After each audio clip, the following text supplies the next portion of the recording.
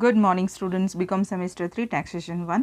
आज हम टैक्सेशन में ईयर 2018, 19, जनवरी 21 एंड दिसंबर 21 के 4 यूनिवर्सिटी, गुजरात यूनिवर्सिटी के क्वेश्चन पेपर के एमसीक्यू सॉल्व करेंगे। Okay, so let's start. मैंने ऐसा सोचा है कि हम इंग्लिश और गुजराती का वीडियो अलग अलग करेंगे, तो ये एमसीक्यू जो सॉल्व हो रहे हैं 4 यूनिवर्सिटी के पेपर के, वो इस वीडियो में मैं सिर्फ इंग्लिश मीडियम के सॉल्व करूँगी and for the Gujarati medium मैं दूसरा वीडियो अपलोड करूँ। Okay, so let's start.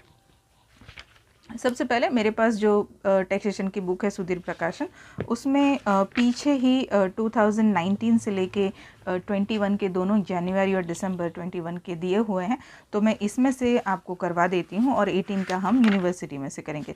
तो हम पीछे से चलते हैं। स्टार्ट विथ दिस दिसंबर 2021। सबसे पहले, विच of the following is direct tax? Income tax. कौन डायरेक्ट टैक्स है? इनकम टैक्स है। Which one of this is artificial judicial person? Gujarat university. कोई भी यूनिवर्सिटी जो होती है वो आर्टिफिशियल जुडिशियल पर्सन होती है। एमसीक्यू में मैं आपको साथ में ये भी बताती जाऊंगी कि आपको कहाँ कहाँ कौन सी चीज़ों पे फोकस करना है। ये अभी जो हमने एमसीक्यू करा ना आर्टिफिशियल जुडिशियल पर्सन वाला, वो आपको ये पर्सन की डेफिनेशन में से मिलेगा, जहाँ पर association of person and body of individual 18 और 21 में पूछी गई थ्योरी में मैंने टिक करवाया, वो आप पढ़ लेना। और खास करके ये इलस्ट्रेशन 2 लिखा है ना, उसको एक बार ध्यान से देख लेना, तो इसके रिलेटेड आएगा। जैसे ये लिखा है ना, Gujarat university artificial judicial person, उसी में से एमसीक्यू बनाए हैं। यहाँ पे गुजरात यूनिवर्सिटी की जगह आपको लिखा होगा कि वीर नर्मद यूनिवर्सिटी, तो वही हुआ artificial judicial person.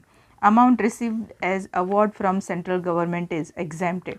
Central government या कोई भी गवर्नमेंट से जो हमें अवार्ड मिलता है उस पर टैक्स नहीं लगता। Gratuity received under the payment of gratuity act 1972 is exempted to a maximum limit of 20 lakh.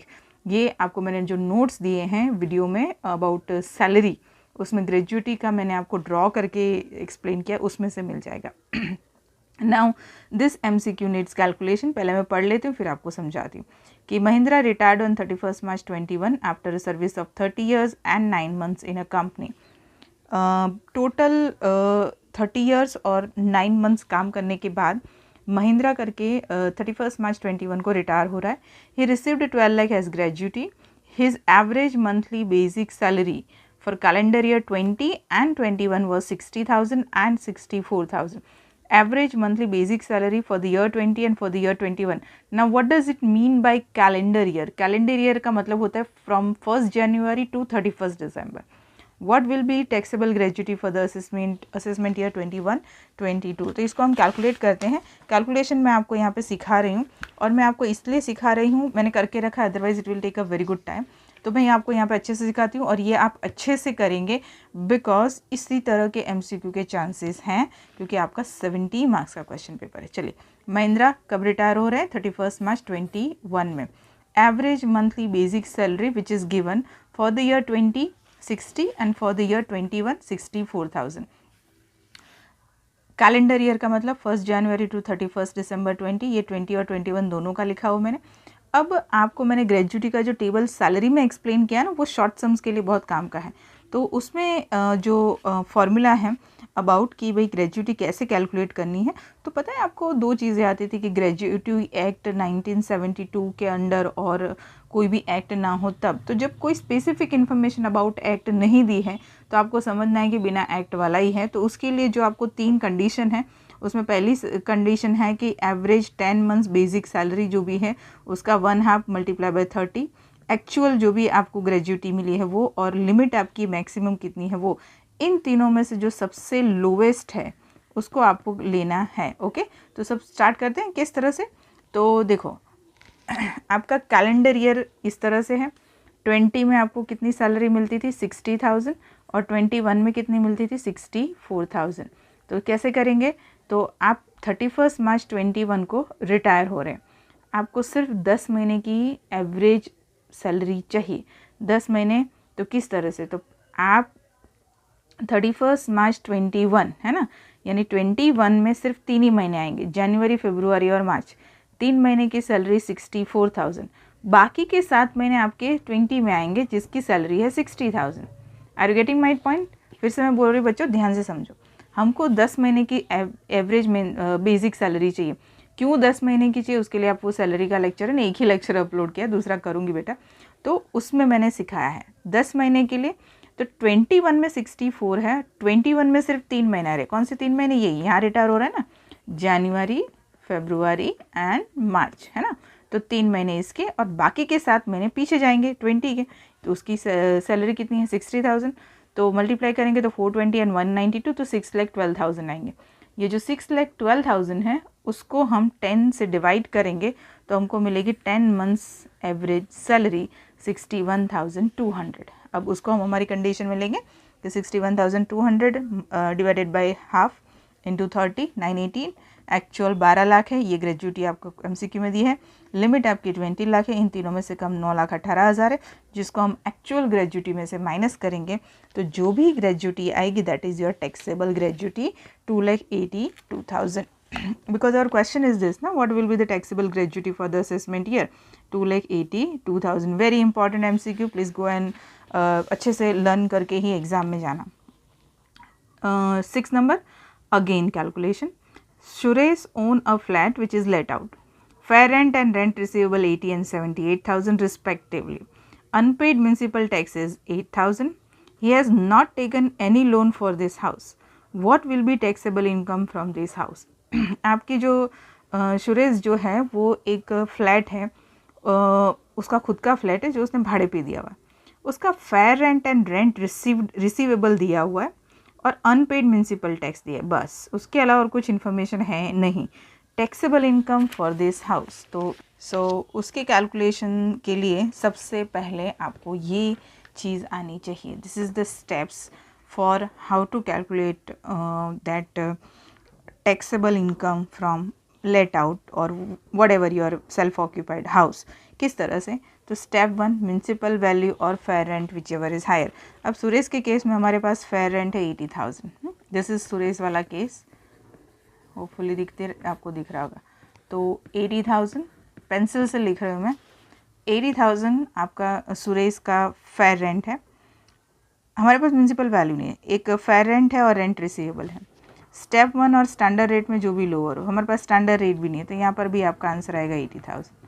ये इतना बड़ा कैलकुलेशन है लेकिन इन्होंने इतनी कम इन्फॉर्मेशन दी है, दैट्स वाई ये एमसीक्यू के लिए प्रॉपर है।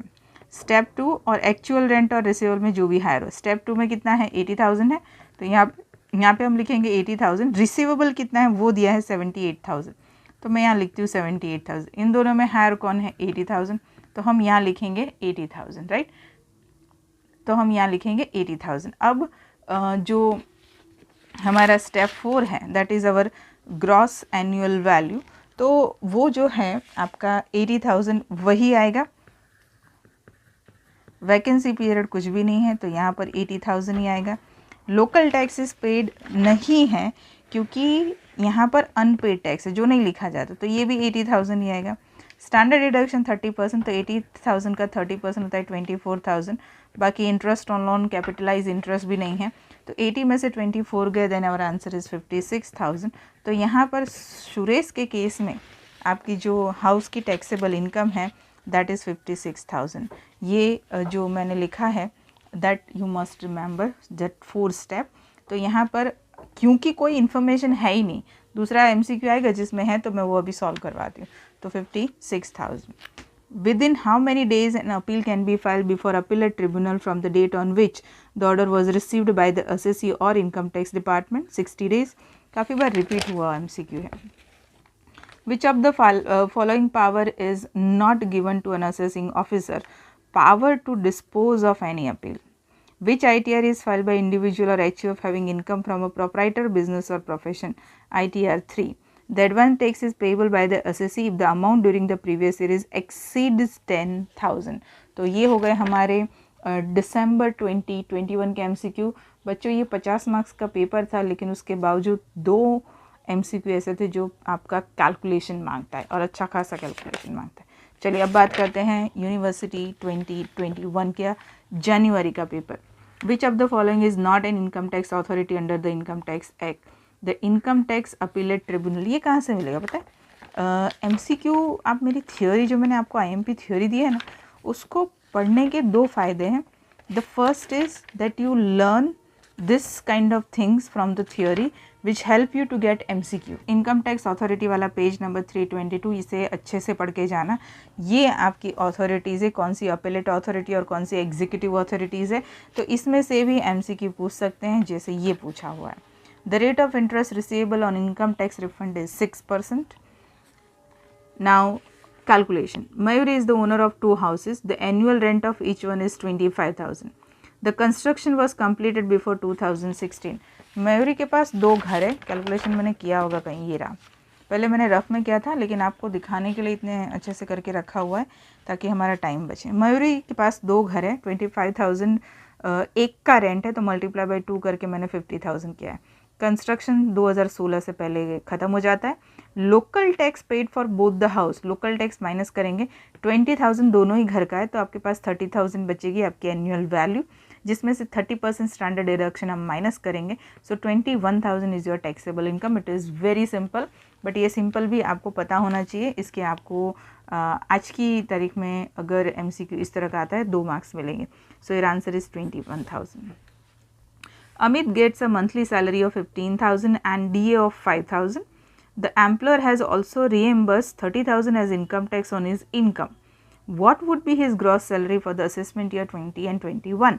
तो यहाँ पर अमित जो है उसकी मंथली सैलरी है 15,000, तो ये रहा अमित और ये है उसकी सैलरी 15,000, मल्टीप्लाई बाई 12 किया है because it's monthly, so this is your salary.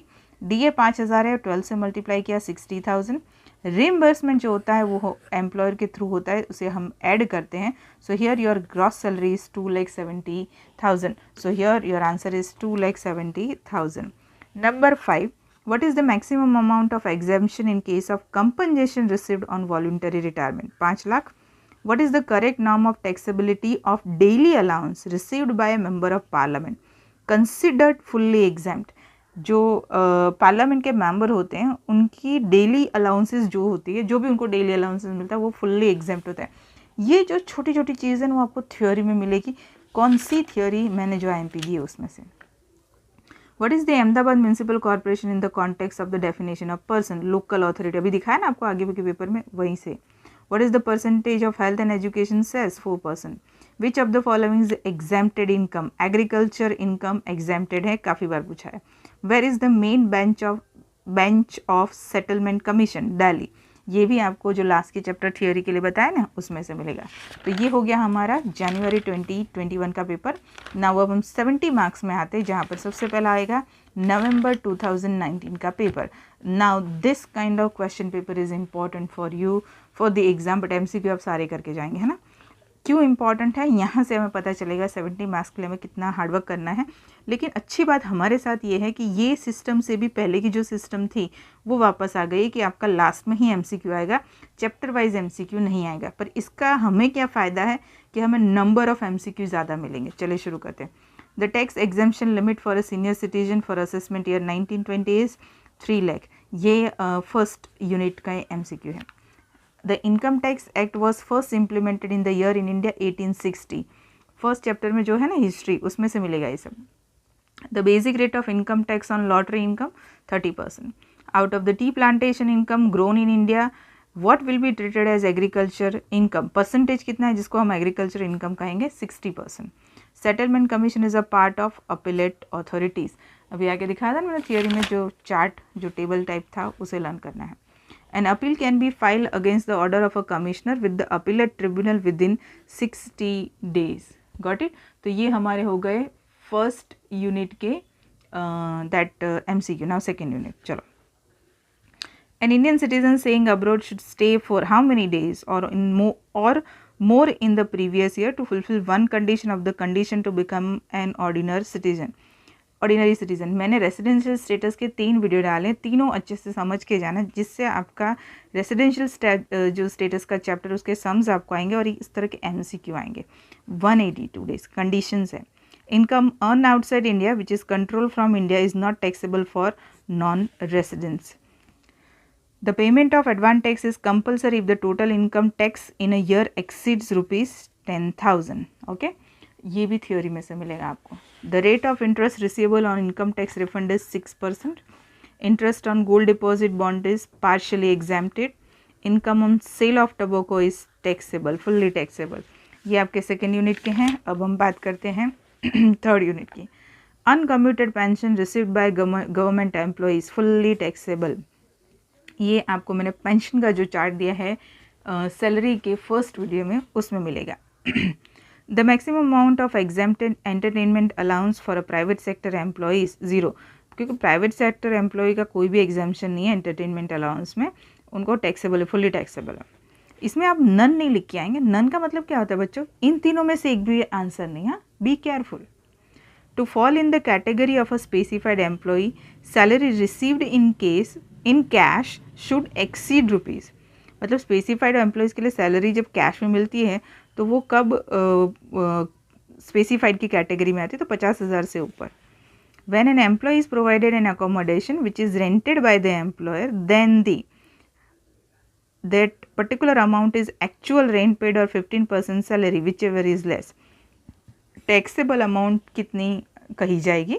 तो जो भी आपका एक्चुअल रेंट है और आपकी 15% ऑफ सैलरी है, दोनों में से जो भी कम होगा वो। The maximum amount exempted for any compensation received on voluntary retirement is 5 lakh. ये रिपीट हुआ। एक्चुअली ये 19 ही बेस हैं, इसमें से ही पीछे हैं। लेकिन हाँ, मैंने एक चीज़ नोट करी कि सारे MCQ 21 में जो पूछे थे 50 मार्क्स में, वो कॉपी नहीं है, उसमें कैलकुलेशन का अलग से डाला है, right. The rate of this is the unit 3, that is your salary, house property, ये सैलरी है। The rate of standard deduction from income of a rented house is 30%. Unrealized rent is from income of a rented house, fully deductible. The maximum amount deductible for interest on loan taken in 2018 for a self-occupied house is 2 lakh. ये सारे आपको जब आप house property के sums के लिए जो तैयारी करेंगे ना उसमें से मिलेंगे, भले ही आप वो करें ना करें, आप MCQ ये लर्न करके जाना। Interest taken on loan of construction of a house is deductible for 5 years after the year of completion of construction. A deduction of municipal tax is allowed from income from house property only if it is paid. Okay तो ये हो गया आपका house property वाला 4th chapter. मैं आपको last में paper style भी एक्सप्लेन करूँगी कि किस तरह से आपका पेपर स्टाइल रहेगा। This is 2019। Now let's do 2018 university 2018 नवंबर। ये भी आपका 70 मार्क्स का क्वेश्चन पेपर था और ये भी काफ़ी मज़ेदार था। चलिए शुरू करते हैं first unit. On which date present income tax act came into force? 1st April 1962. From the following which is association of person? ये federation of Indian chamber of commerce and industry. वो मैंने आपके इलस्ट्रेशन 2 जो बताया था ना, वो अच्छे से करके जाना। From the following which income does not attract any tax? Reward given to a finder of lost article. आपको कोई चीज़ खो गई और वो किसी ने ढूंढ के दी हो, उस पर कोई टैक्स नहीं लगता है, वो टैक्स को अट्रैक्ट नहीं करता है। From the following which is a non-agriculture income? Remuneration of a manager of an agricultural farm. आपका एग्रीकल्चर फार्म है, उसका मैनेजर को हम जो सैलरी देते हैं ना, that is non agriculture income. What does tax evasion mean? Method by which SSC avoids paying tax illegally. ये तो आएगा ही आएगा। मतलब कि जब आप या फिर कोई SSC है, वो इलीगल तरीके से टैक्स बचाता है, अवॉइड करता है टैक्स पे करने को। Methods by which SSC reduce tax liability by using various section of Income Tax Act. अब एक्चुअली टैक्स इवेजन में ये ही आना चाहिए मेरे हिसाब से, कि जहाँ पर आप टैक्स बचाने के लिए, टैक्स अवॉइड करने के लिए इलीगल तरीके यूज़ करते हैं। How much fee is to be paid at the time of application to the settlement commission? 500 रुपये। चलिए, कोई MCQ से अगर आप अग्री नहीं करते हैं तो प्लीज़ टेल मी। अगर मैं गलत होंगी तो wholeheartedly I will accept. चलिए, पर अच्छे से पढ़ के फिर आप लिखना, ऐसे नहीं कि आप लगे ही पढ़ो ये पहले प्रॉपर बैकग्राउंड चेक कर लेना।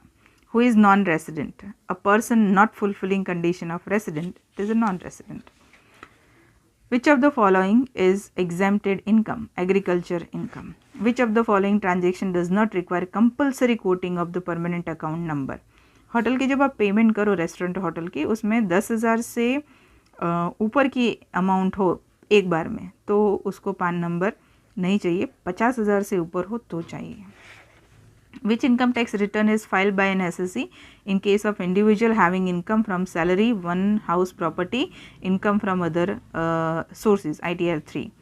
Which amount of debenture interest does not attract tax deducted at source, which is called TDS 4500. उसमें होता है कि 5000 से ऊपर नहीं, तो ये 5500, इसलिए 4500 आएगा. What is the quantum of advance tax which needs to be paid on or before 15 December of the relevant previous year, not less than 75%. ये मैंने पेज नंबर लिख के रखा है 351. और क्यों मैंने लिख के रखा है आई विल टेल यू. देखो ये है पेज नंबर 351. आप जब MCQ के लिए तैयारी करें तो कौन सी ऐसी छोटी छोटी चीज़ें हैं जिस पे आप ध्यान रखेंगे. देखो ये 351 और ये रहा टेबल. इसमें लिखा है कि कौन सी date of instalment previous year में ऑन और बिफोर, और उसके सामने कितना percentage of tax that is advance tax payable होगा, ये आप लर्न करके जाए. इसमें से क्या पूछा है, इसमें से पूछा है 15 दिसंबर ऑन और बिफोर, यानी ये पूछा है आपको. ये इसमें से कुछ पूछ सकते हैं, मतलब ज़रूरी नहीं कि पूछे but must learn this thing, right. वैसे भी देखो मैंने ये लिखा है एडवांस पेमेंट ऑफ टैक्स, मैंने आपको IMP में दिया हुआ है, ये वाला 2018 में पूछा हुआ है ना, तो वो उसमें आ ही गया. जो मैंने थियोरी दी है ना बेटा, उसको पढ़ के जाना, बिकॉज उसमें से बहुत सारी चीज़ें आपको हेल्पफुल रहेगी. It's not only about theory but it is also about IMP MCQ.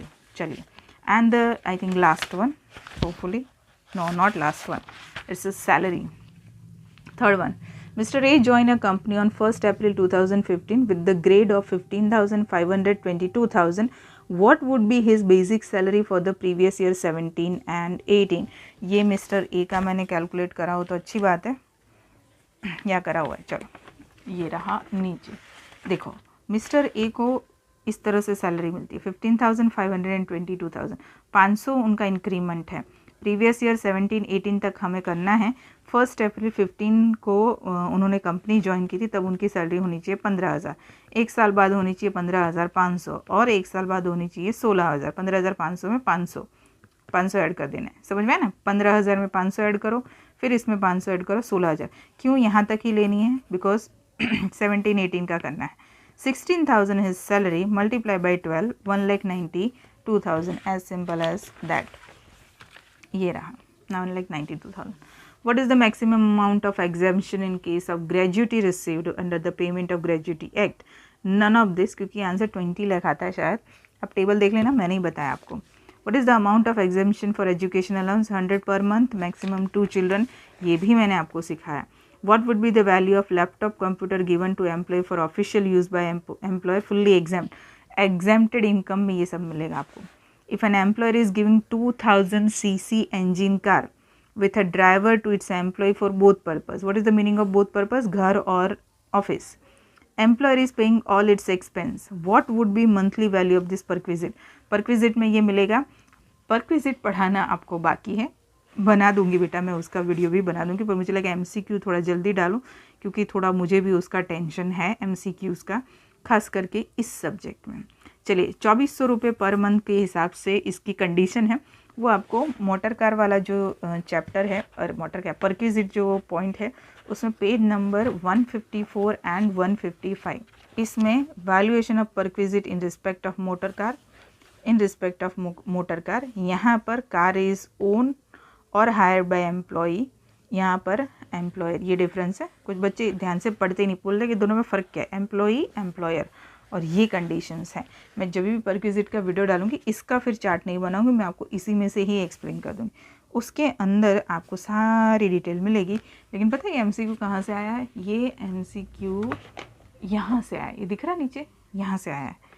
Standard amount means 18,000 per month where the cubic capacity of the engine does not exceed 1.6 litre. हमारे यहाँ पर क्यूबिक कैपेसिटी 2000 cc की गाड़ी, cubic capacity that is cc, हाँ 2000 cc की गाड़ी है. तो यहाँ पर और 2400 पर month if the cubic capacity exceed 1.6 litre, 2000 की है ना, तो हमें 2400 रुपये रहने, plus 900 per month if shop जो ड्राइवर है वो प्रोवाइड करते हो, और higher value as per employer's record. हमारे पास ऐसी कोई भी इंफॉर्मेशन नहीं है, लेकिन इतना ज़रूर कहा है कि ड्राइवर के साथ वो दे रहा है विथ थर्ड ड्राइवर, तो 2400 plus 933,300 this will be the right answer. ऐसे छोटे छोटे MCQs आपके आ सकते हैं, आएंगे आपके चैप्टर में से। चलिए now the last one which is from house property. If a loan is taken for repair renewal of a self-occupied house after 1st April 99, what would be the maximum interest deductible?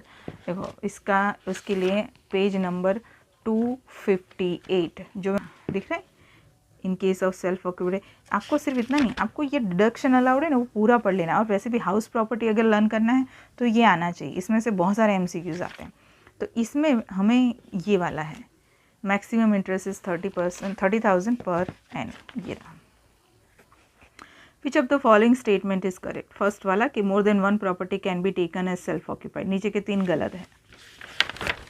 Then what will be the gross annual value of mister B's house? ये मैंने जैसे कहा ना कि एक MCQ और है, यही है। If its municipal value is 80,000, standard rent is 75,000 and rent receivable is 72,000। इसने सब दिया हुआ है, मतलब मोस्टली वो वाले MCQ से ज़्यादा इन्फॉर्मेशन है। तो क्या क्या चीज़ें हमारे पास, मैं यहाँ पे इसलिए मैंने पेंसिल से लिखा था। ये है मिस्टर बी, ये 2018 के पेपर में है। हमारे पास म्यूनसिपल वैल्यू है 80,000, तो मैं यहाँ पे लिखूँगी 80,000। म्यूनसिपल वैल्यू और फेयर रेंट, तो हमारे पास म्यूनसिपल वैल्यू है। देन स्टेप 1 एंड स्टैंडर्ड, तो स्टेप 1 तो 80,000 है और हमारा स्टैंडर्ड रेंट है 75,000। इन दोनों में जो भी कम हो तो 75,000 कम है। चलो आगे बढ़ते हैं। Then step 2 is 75,000। Then actual rent received और receivable 72,000। Period end unrealise rent 1 month. Vacancy period और ये अनरियलाइज रेंट आ गया 1 महीने का। तो आपकी जो रेंट है वो 72,000 है। एक्चुअली 12 महीने का कितना हुआ? 6,000। 12 महीने से डिवाइड करें तो हमको पर मंथ 6,000 मिलेगा। ये रहा 72,000, 12 से डिवाइड करेंगे तो 6,000 मिलेगा। ओके, तो ये जो 72,000 है उसमें से हमें क्या माइनस करना है? तो उसमें से हमें माइनस करना है 6,000। ये जो मैंने इस तरह से भी सीखा ना कि डिवाइड करेंगे, तो मैं इसमें से 6,000 माइनस करूँ तो हमारा आएगा 66,000। यानी 75,000 और 66,000 में हायर क्या है? तो स्टेप 3 75,000, दोनों में हायर वही है ना 75,000। अब ये 75,000 में से मैं वैकेंसी पीरियड माइनस करूँ, वो भी 6,000 ही आएगा 1 महीने का। तो हमारा जो आंसर है वो आएगा 69,000। This 69,000 is your gross annual value. उन्होंने हमसे यही पूछा है, what will be the gross annual value? 69,000। समझ में आया बच्चों? ये स्टेप लर्न कर लेना और उसके बेस पर आपको आंसर आ जाएगा। चलिए आगे बढ़ते हैं। Which expense is deducted under section 24 in calculation of taxable income from house property? 30% standard deduction. Capitalise interest is deducted up to how many years after the completion of construction? 5 years. तो ये हो गए आपके MCQs। आपको ये जो चीज़ है ये एक अच्छे से लर्न करनी है। बाकी मैंने आपको 4 पेपर के MCQ करवाए, जिसका अगर मैं बात करूं तो ऑलमोस्ट हमने कुछ 50 के आसपास MCQ किए हुए हैं, राइट। तो इंग्लिश मीडियम का MCQ इस वीडियो में, गुजराती मीडियम के MCQ दूसरे वीडियो में। Okay, so this is a paper style, 70 marks paper style. Question 1 is unit 1, question 2 is unit 2, but what there are lots of chapters in your contents. तो हम chapters के बात करें तो आपका यूनिट 1 इज़ इंट्रोडक्शन, डेफिनेशन दोनों रहेगा यहाँ पर, चैप्टर 1 एंड 2। ये जो यूनिट 2 है जिसके अंदर रेसिडेंशियल स्टेटस मेन रहेगा सम्स एंड थ्योरी में, और एग्जेम्प्टेड इनकम्स हैं उसको भी इसी के अंदर डाल देंगे। सैलरी आपका यूनिट 3 में चला जाएगा और यूनिट 4 आपका हाउस प्रॉपर्टी चला जाएगा। और लास्ट के जो दोनों हैं कि income tax authority and assessment procedure, ये दोनों जो थियोरी के हैं उसको भी वो लोग यूनिट 1 में डाल देंगे। तो यूनिट 1 और यूनिट 2 में ज़्यादातर थ्योरी रहेंगे, लेकिन रेसिडेंशियल स्टेटस जो है वो आपका रहेगा जिसमें आपको सम्स भी आ सकते हैं। Salary is mostly calculation and house property is also mostly calculation part. देखिए ये 2019 का पेपर है। First unit it's all about theory. Second unit, second question जिसमें रेसिडेंशियल स्टेटस भी रहेगा और एग्जेम्प्टेड इनकम भी है। साथ में आपको दूसरी थ्योरी भी about IT return and type of assessment, और यहाँ पर भी आपका जो थ्योरी वाला पोर्शन है फर्स्ट चैप्टर का वो रहेगा। यूनिट क्वेश्चन 3 इज़ सैलरी का आएगा एक बड़ा सा सम 14 मार्क्स का, जिसके सामने उसी चैप्टर की यानी कि सैलरी की थ्योरी और यूनिट क्वेश्चन 4 जो है that is your unit 4 house property, जिसमें सम्स और उसके सामने उसके ही सम या तो theory, that is purely depend. Salary 14 marks का सम पक्का है, हाउस प्रॉपर्टी 14 मार्क्स का सम पक्का है, पर ऑप्शन में फिर वो थोड़ा बहुत लिबरल हो सकते हैं। यहाँ पर रेसिडेंशियल स्टेटस ही एक सम होगा, बाकी सब थ्योरी हो गए। If you want to clear, आपको सिर्फ आपका टारगेट है पास करना है कि मैम पास ही होना है, तो जब आपको कैलकुलेशन में प्रॉब्लम है तो ये 2 यूनिट आपको पास करा सकते हैं। And of course MCQ, dear MCQ अगर सारे सही है तो कोई आपको फेल नहीं कर सकता, इतनी ताकत है एमसीक्यूज़ में। तो यूनिट 1 और यूनिट 2 और एमसीक्यू ये 3 चीज़ अगर आप पक्की कर लेते और मैंने जो इंपॉर्टेंट थ्योरी दी है वो सारी करके जाए, जो इसमें भी आ सकती है, इसमें तो है ही, और रेसिडेंशियल चैप्टर बहुत आसान है, मैंने सिखाया हुआ, तो आप आराम से पास हो सकते हैं। क्योंकि आपको जो मार्क्स लाने हैं आउट ऑफ 70 वो आराम से इतने 3 में से निकल सकते हैं, और 3 और 4 की थ्योरी। पर यह है कि रेसिडेंशियल स्टेटस का सम अच्छे से आना चाहिए और बाकी थ्योरी पक्की होनी चाहिए, ओके। और एमसीक्यू सही होने चाहिए। फिर आप एमसीक्यू आपके एक भी सही नहीं निकले और आप यूनिट 1 2 की थ्योरी लिख के आए हैं जिसमें से मार्क्स डेफिनेटली कटेंगे, तो पास होना बहुत मुश्किल है। सो एमसीक्यू इज़ वेरी वेरी, जिसे कहते हैं ना, की पॉइंट इन योर पेपर। चलिए, तो ये हो गए आपके पेपर स्टाइल, एंड मैंने आपको एमसीक्यू करवाए, थ्योरी मैं आपको दे चुकी हूँ, एक चैप्टर अच्छे से लर्न करवा चुकी हूँ। अब बची सैलरी का दूसरा video, definitely I will try my best to put it as soon as possible, है ना। चलिए मिलते हैं नेक्स्ट वीडियो में। Till then everyone just learn your MCQ. Best of luck.